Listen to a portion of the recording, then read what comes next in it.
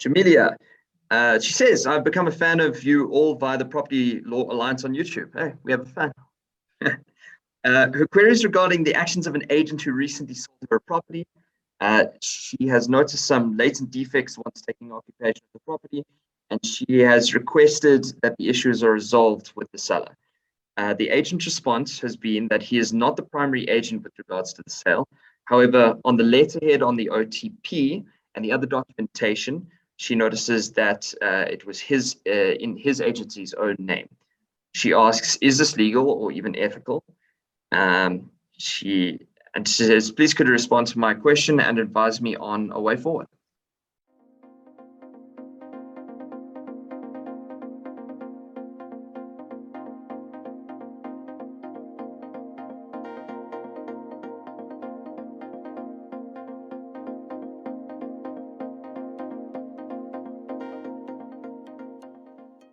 Okay, so look, there's a lot to this question, and obviously a lot of the answers will depend on very specific facts. So unfortunately, with these type of questions, we don't have all the facts at hand, so it's very difficult to answer every possible contingency or every possible facet of it. So the first thing that you need to consider is there's basically three parties. So two parties to the sale transaction. The estate agent obviously brokered the transaction. So from a facilitation perspective, you have three parties now in the picture. The purchaser is the aggrieved party, right? So this leaves two parties that you would have recourse against as a purchaser. So that's good news. That means that it's not only just one person, it's two people. Now, the next step is to determine whether you actually have recourse. So the first part of the question is to try and understand this question of defects, right? Latent defects, patent defects, the question of footstods, whether the Consumer Protection Act applies. And that's why I said there's a lot of facets to this. Before we start going after the estate agent and saying whether they did their job or not, we need to take a step back and try to figure out, well, what is the defect? Is the seller a private seller? Is this a defect that the seller would have known about?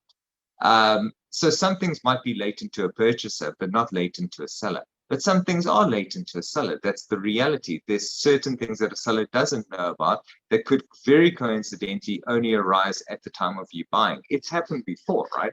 So now it's that question.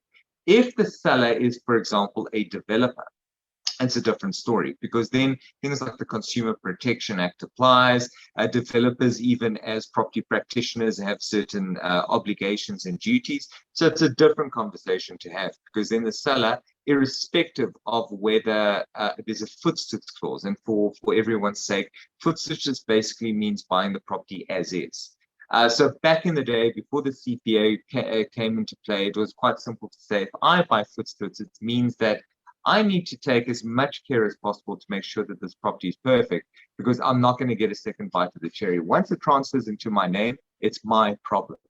Now, with the introduction of the Consumer Protection Act, this was basically changed, because a purchaser could still sign footstoods and say, I buy as is. But if the CPA applied to a transaction, they'd be able to actually fall back onto the CPA and claim a refund or a reduction of the purchase price or cancellation of the contract, or whatever the case is.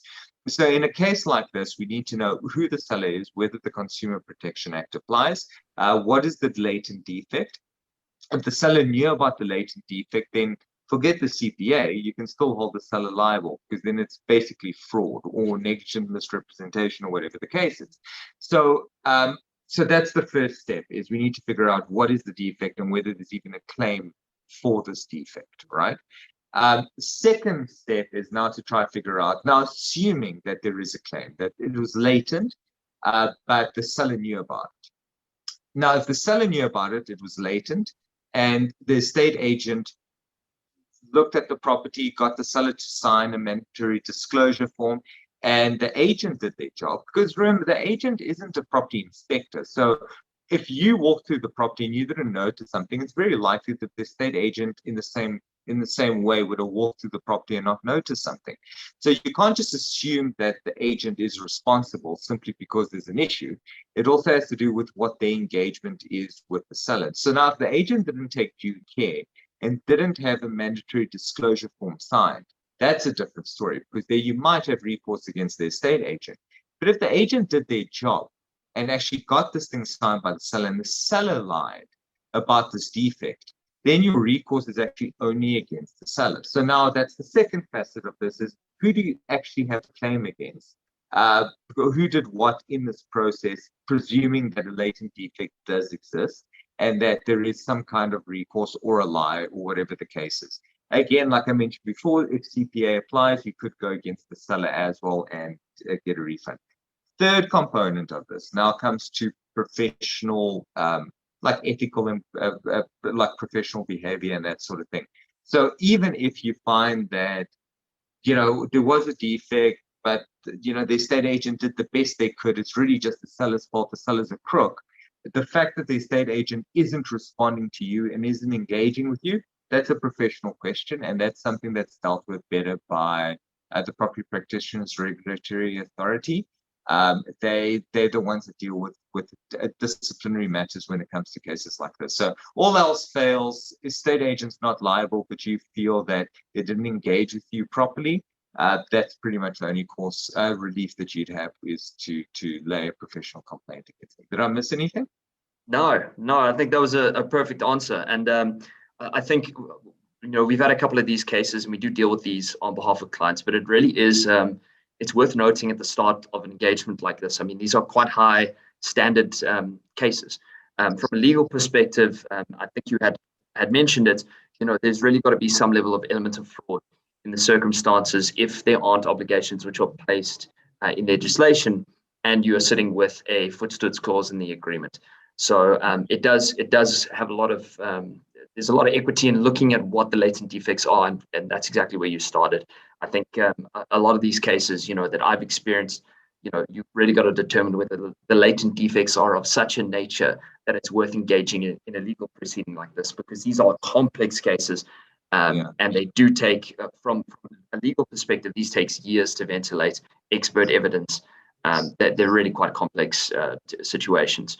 But like all legal answers, it depends. That's always the answer. Yeah, no, really. And the problem is, it's exactly what you said. You hit the nail on the head.